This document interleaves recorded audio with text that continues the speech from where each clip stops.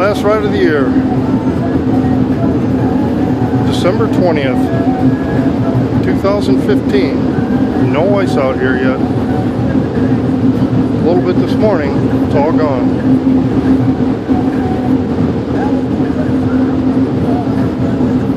Looks good.